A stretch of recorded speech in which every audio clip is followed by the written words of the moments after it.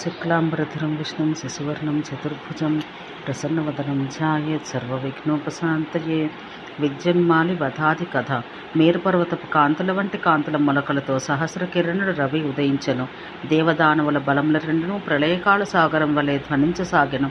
అంతట సహస్రనేత్రుడు శత్రుపురంలో భేదించిన వాడు మహాశక్తిశాలి యోగు ఇంద్రదేవుడును త్రిపురదాహానికి సన్నద్ధుడయ్యను. హరుడును మహేంద్రునితో వరుణునితో కూడి త్రిపురదుర్గం బయలుదేరను.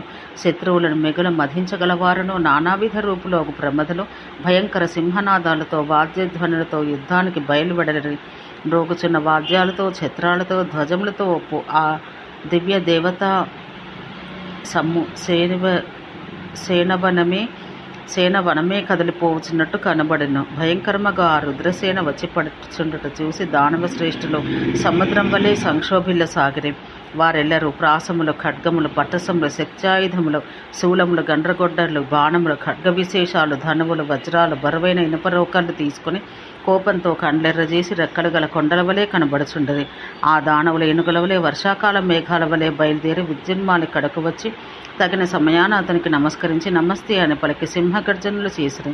దేవతలను ఉద్దేశించి అరిచిరి. వారందరూ పూర్వం ఇంద్రుని ఎదుర్కొని సిద్ధపడిన పర్వతాల వలె మరణించటకైనా జయించటకైనా సిద్ధపడి దృఢ నిశ్చయంతో ఉండిరి.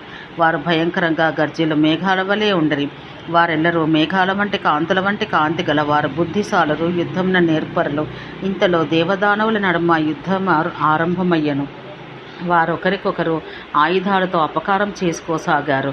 చంద్రుని వలె ప్రకాశించుచు ప్రజ్వలిస్తున్న ఆయుధాలు చేతులు దాల్చి పొగలు గ్రక్కుచున్న అగ్నుల వలె ఉండరి. కోపంతోనూ యుద్ధం నందలి పేరాసతోనూ ఒకరిని ఇంకొకరు చూర్ణం చేసుకొని చుండరి. వారు వజ్రపు దెబ్బలతో, చక్రాయుధాఘాతములతో, బాణ ప్రయోగాలతో ముక్కలై చీలకలై సముద్ర జలాన పడిపోవచుండరి. ప్రమదలను దేవతలను కూడా మాలికలు, దండలు, హారములు తెగి వస్త్రభూషణాలు జారిపడి సముద్రంలో తిమింగల నక్రాది జలజంతువుల నోలలో పడుచుండరి. గదలు, ముసరములు, తోమరములు, ప్రాసములు, గుర్రములు, వజ్రములు, శూలములు, రుష్టులు, కొండరాళ్ళు దేవతలచే దానవులచే ప్రయోగించబడి రవి సమాన కాంతులను పొగలను క్రక్కుచూ మహారాసులై సముద్రంలో పడుచుండెను. అవి పడినప్పుడు వేగం తగ్గుచూ పోయి జలజంతువులపై పడి వాటిని నశింపచేయుచుండెను. ఇది ఏనుగుల పోరులో వాటి నడుమ అల్పజంతువులు నడిగి చచ్చినట్లుండెను. అంతలో మెరుపులతో మెరియు మేఘంను ఎదుర్కొన్నట్టు విద్యున్మాలి నందిని ఎదుర్కొనుటకై అతని వైపుకు పరుగున పోయెను.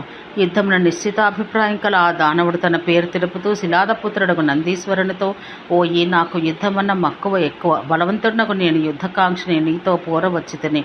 నీవు ఇప్పుడిక ప్రాణాలతో పోజాలవనెను.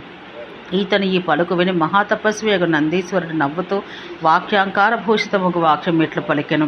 ఓయి, మీరు దానవులు కదా, మా వంటి వారు దమ్మము కోరువారైనను అట్టి దానికి ఇది సమయం కాదు. నీ జాతి సహజ స్వభావంతో బడాయి మాటలు పలుకుచున్నావే కాని నీవు నన్ను చంపగలవాడవా? ఇదివరకే యుద్ధంలో ఎందరో దానవులు చంపిన నేను నీ వంశంని నాశనం చేయ పుట్టిన నిన్ను చంపక ఎట్లు విడవగలను అనగా విద్యున్మాలి నందితో, ఓ ఈ ఆకాశాన్ని భుజములతో పట్టగలవాడు, సూర్యుని కింద పడగొట్టగలవాడును కూడా నన్ను కన్నులతో చూడనైనా చూడడు అనుచూని నందితో బలమును సాటి కాని ఆ దానవుడు ఏనుగు తన తొండంతో మేఘాన్ని చీల్చినట్టు ఒక బాణంతో నందిని గుచ్చెను. ఆ బాణం రవి తన కిరణాలతో సముద్ర జలాన్ని త్రావినట్టు నంది రక్తం త్రావెను. ఆ దెబ్బతో రోషించిన నంది గజేంద్రుడి వలె వృక్షం ఒకటి పెకలించి విద్యున్మాలిపై విసిరెను. ఆ వృక్షం నంది హస్తం నుండి విద్యున్మాలి దగ్గరకు వచ్చి లోపుగానే వాడు ప్రయోగించిన బాణపు దెబ్బలతో దాని పువ్వులన్నీ రాలిపోయాను. వాని బాణాలతో చిన్నమై అది మహావేగమున గరుడుని వలె కింద పడెను. అది చూసి ఉత్తమ మూర్తిగల నందీశ్వరుడు మిగుల కోపించి రవికర సదృశముకు తన కరమెత్తి మహిషం మీదకి పరిగెత్తి గజేంద్రుని వలె విద్యున్మాలి మీదకు పరిగెత్తను. వేగమున వాయు సమానుడు బలశాలియో ఆ విద్యున్మాలి మహావేగాన తనపైకి వచ్చి నందీశ్వరుని వందల కొలది శరములతో నింపెను. అట్లు గాయపడి నంది తన శరీరమంతయు ఆ బాణాలతో గగుర్పాటు చెందినది వలె కనబడుచుండ మహావేగమున వచ్చి విద్యున్మాలి రథాన్ని తీసుకుని మహావేగాన అటు నుండి పోయి గిరగిరా తిప్పివేశను. దానిచే ఆ రథం మునిశాపాన సూర్యునితో కూడా పడిపోయిన రవిరథం వలె పడిపోయెను. విద్యున్మాలిను పడిపోవచ్చున్న ఆ రథం నుండి తన మాయాబలమును తప్పించుకొని బయటపడి అక్కడే నిలిచి ఉన్న నందీశ్వరుని శక్తి ఆయుధంతో కొట్టి గాయపరచెను. ప్రమద శ్రేష్ఠుడుగా ఆ నందియును తన గాయపు నెత్తుటితో తడిసిన ఆ శక్తిని లాగి ఆ దానవునిపై విసరగా వాని కవచమును హృదయాన్ని బద్దలయ్యవాడు వజ్రపు దెబ్బతిన్న పర్వతం వలె కింద పడిపోయెను. అది చూసి సిద్ధులను, చారణులు, కిన్నరులు సాధు సాధు బాగు అని పలికి శివుని కడకు పోయిరి. విద్యున్మాని మృతివిని కోపించి మయుడు ప్రజ్వలించు అగ్ని ఎండుగడ్డిని వలె ప్రమదసేనను కాల్చెను. శూలంతో రొమ్ములు చీలికై, గదలతో తలలు పగిలి, గాఢంగా బాణపు దెబ్బలు తిని ప్రమదలు సముద్రమును పడిచుండరి. అది చూసి ఇంద్రయును, కుబేర, నంది, షణ్ముఖులు, దానవ వరశ్రేష్ఠుడగు మయుని వివిధ శస్త్రగణాలు ప్రయోగించి కొట్టిరి. నాగాధిపతి గరుత్మంతుని చీల్చినట్టు మయుడు శ్రేష్ఠ బాణాలతో యముని, కుబేరుని చీల్చి గంభీర మేఘం వలె ప్రకాశించెను.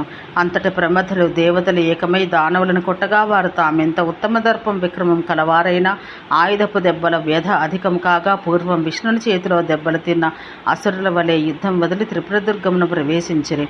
అంతటి దేవసేనలో నుండి శంఖములు, తప్పటలు, నగారాలు, ఢంకలు, సింహనాదములు, ఆకాశం నుండి పడుచున్న పిడుగుల మూతలు వెలువడి దానవుల గుండెలు బద్దలు చేయసాగెను. ఓం శాంతి శాంతి శాంతి.